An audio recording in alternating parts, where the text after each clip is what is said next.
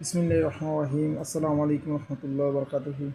আজকে আমি আমাদের যারা নাকি গান লিখিং আছে, কম গান আছে, থানা, কোর্ট, কারাগার বিষয়, এই বিষয়ে একটু কথা বলতে চাচ্ছি। সবাইকে জানাতে যাচ্ছি, সতর্ক করতে যাচ্ছি, সৎকা আল্লাহ সন্তুষ্টি করার জন্য।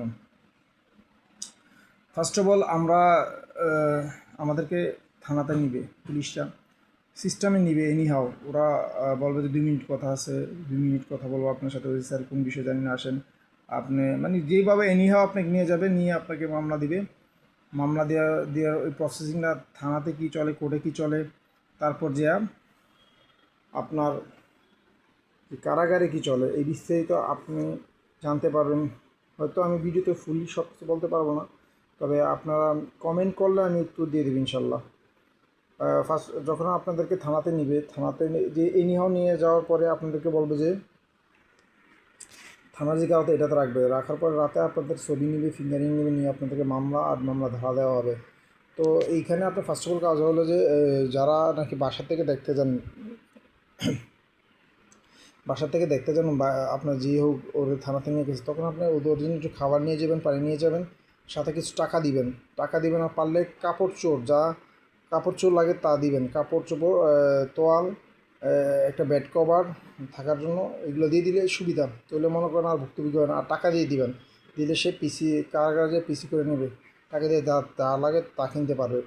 সো থানার কাজ মামলা সামলা দেওয়ার পরে পরদিন সকালে বা বিকালে আপনাকে নিয়ে যাবে আপনার গারদ থেকে আপনাকে ওইখানে একটা প্রসেসিং আছে, প্রসেসিং দেখে রেখে ওরা আবার আপনাকে পাঠিয়ে দেবে কারাগারে। তো থানার থানার ভিতর গারদের ভিতরে কি আছে তা তো আপনারা জানেন না, দেখেন না। ভিতর থেকে কথা বলতে পারেন, কিন্তু গারদের ভিতর, থানার ভিতর টয়লেট আছে, যেটার গন্ধ আবার সিগারেট খায় তারার আরও গন্ধ। এনিও প্রসেসিং চলে এখানে, সব প্রসেসিংয়ে চলে। সিগারেট খেতে হয় কীভাবে প্রসেসিংয়ে, আবার আপনি চা চাবেন তা পাবে। এইটা বাংলাদেশ। এখানে সবাই সুবিধা পায় মারফতের মাধ্যমে, মানে এটা বোঝেন আপনারা। তারপর যদি কোনো প্রশ্ন থাকে আমি ইনশাল্লাহ উত্তর দিতে পারবো, কিন্তু আমি একজন ভুক্তভোগী। সেকেন্ডলি হচ্ছে যে আপনার যখন কোর্ট থেকে আপনাদের কোর্টের কাগজ থেকে যখন আপনাকে বাড়ানো হবে কারাগারে, আমাদের রাখছিল কেরানীগঞ্জে। তো আপনার ওরা নিয়ে যাবে, নেওয়ার পর আপনাকে চেকিং করবে, সারি করে বসার পর চেকিং করবে। আপনার খাবারও নিতে দিবে না, কাপড় চোপড় দিবে নিতে, তারপরে আপনার গড়ি নিতে দিবে না, আংটি নিতে দিবে, মানে যা ক্ষতিকারক তা কিছুই নিবে না। জাস্ট কাপড় চোপড় দিবে, আর বাইরে কিছু না। মোবাইল তো না, টাকা দিবেন। টাকাটা খুব ইম্পর্টেন্ট। টাকাটা নিলে আপনি পিসি কার্ড করে, পিসিতে আপনার যা লাগে তার ভিতর থেকে আপনি নিয়ে, পিসি কার্ডটাই আপনার টাকা, মানে আপনার এটা চেক। আর কারাগারের ভিতরে মুদ্রা হয়েছে যে সিগারেট হচ্ছে আদান প্রদানের মাধ্যম। সো এটা দিয়ে আপনি সব কিছু পাবেন। আপনার যারা মনে করেন কারাগারে কিছু নাই, তারা বোকার মতো না জানার কারণে বলেন।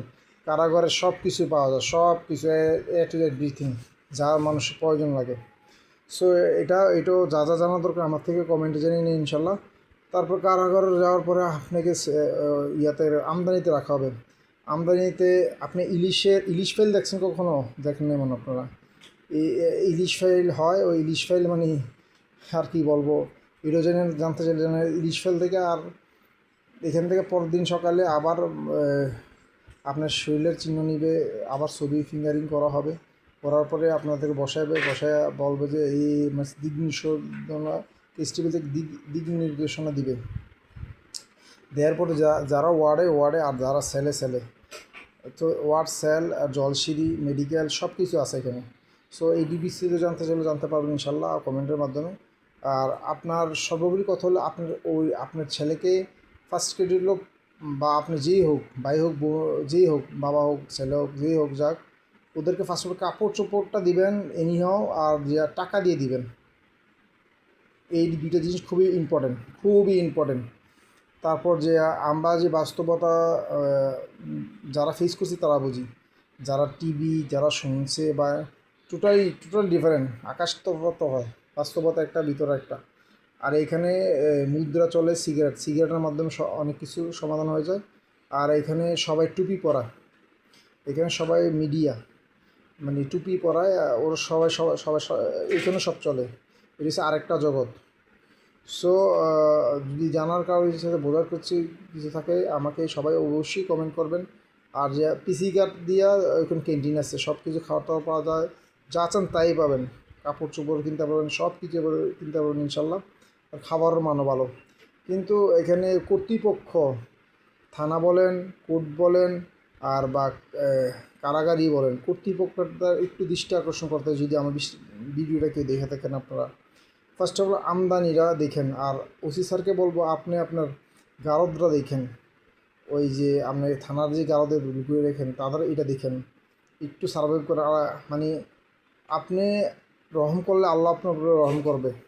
আর গারদের বিষয়টাও দেখেন, মানে মানুষের পরিবেশটা, সুস্থ পরিবেশটা একটা মানুষের অধিকার, ওই অধিকারটা নাই। আর আমদানিতে তো ইলিশ ফেল চলে, কী বলবো আর।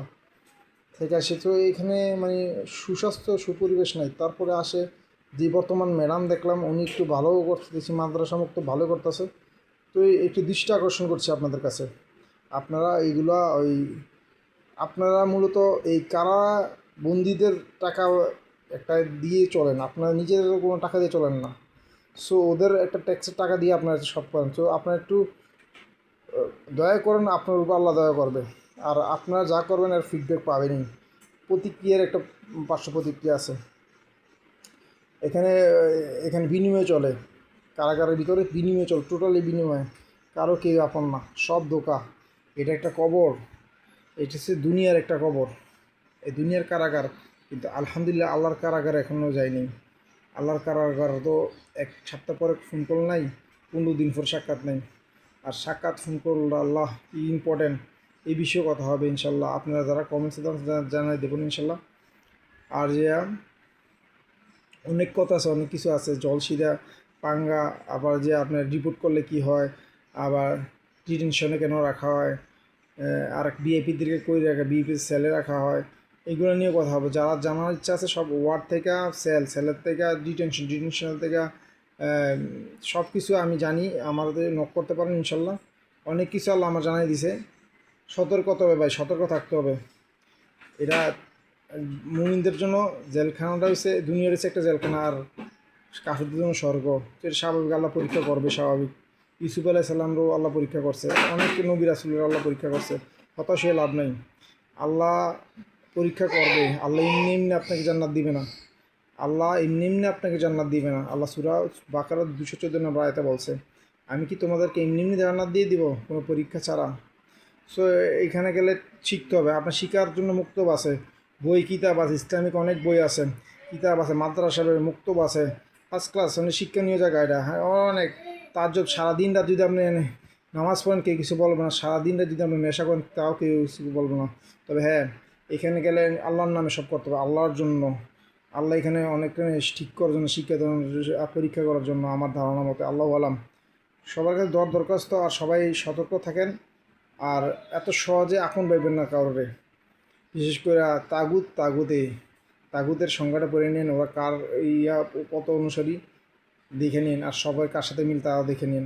আর প্রশ্ন থাকলে অবশ্যই আমাকে জানাই না, আর ইনশাল্লাহ সব কিছুর উত্তর আমি দিব ইনশাল্লাহ। আল্লাহর জন্য, শুধু আল্লাহর জন্য সবার কাছে দরখাস্ত। আসসালামু আলাইকুম রহমতুল্লাহি ওয়া বারাকাতুহু।